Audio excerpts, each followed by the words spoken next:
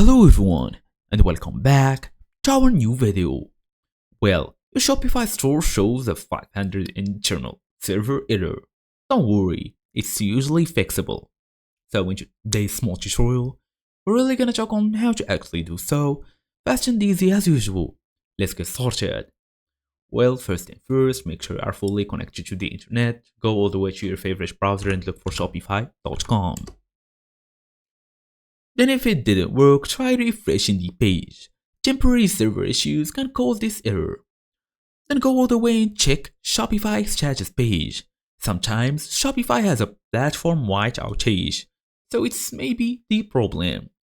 Disable any recently installed apps. New apps may cause server conflicts, and I'm talking here about the apps in Shopify. Go to this app icon, then go all the way to app setting. So if you just installed any recent apps, you should go all the way to the three-dot menu, then tap on uninstall. After this, you may want to give them a reason or no, it depends on you, then tap on uninstall. I'm talking here since some app may basically start this conflict.